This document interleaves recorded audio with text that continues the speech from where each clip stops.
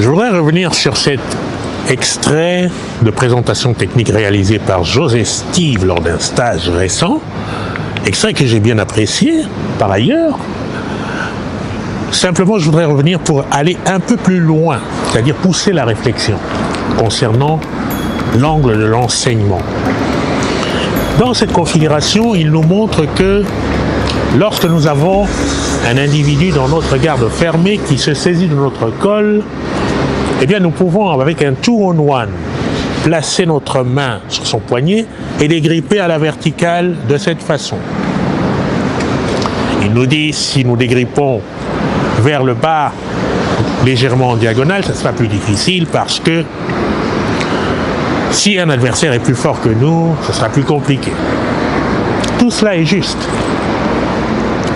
Mais pour aller plus loin, j'estime que dans le cadre d'un enseignement qui offre des outils à des étudiants, il vaudrait mieux aussi présenter le sens. C'est-à-dire, si cet adversaire se saisit de mon col, pourquoi est-ce que je devrais dégripper?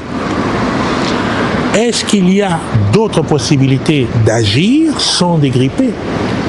Et si oui, quels sont les moyens de réussite? Quelles sont les chances de réussir avec ces options-là?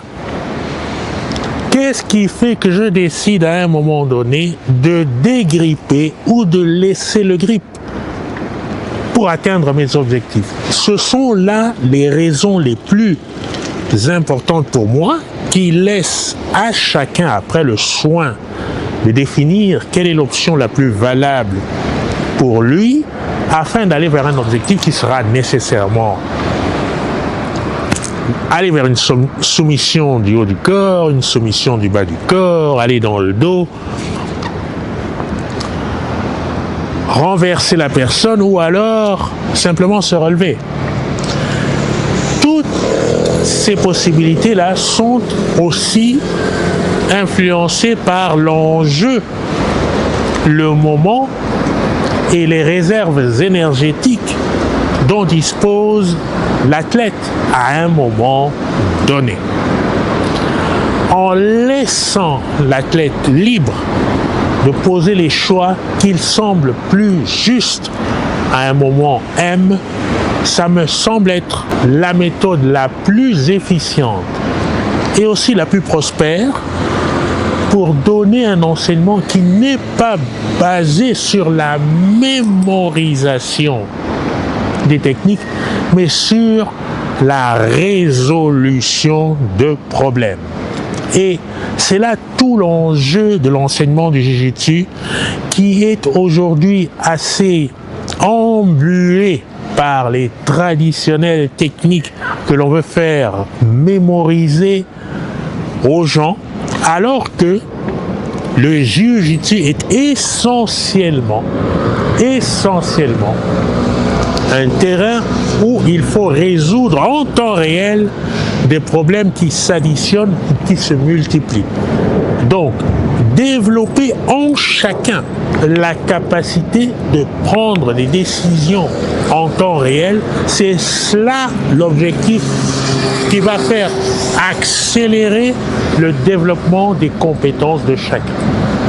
Donc, l'enseignement tel qu'il est présenté là par José Steve, je vais bien, mais je trouve que il est assez superficiel si on veut vraiment pousser les choses dans l'idée du développement de compétences et non simplement de mémoriser un alphabet technique.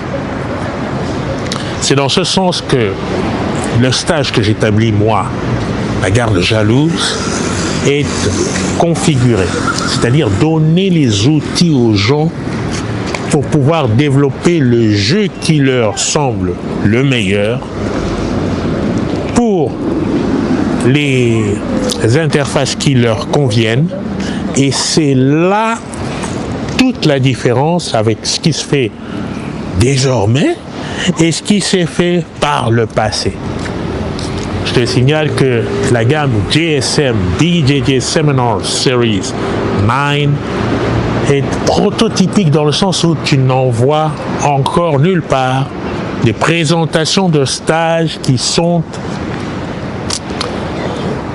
offertes dans une gamme complète, avec cette réflexion à la base qui est qu'il faut donner aux gens les outils pour se développer librement par rapport à ce qu'ils veulent faire.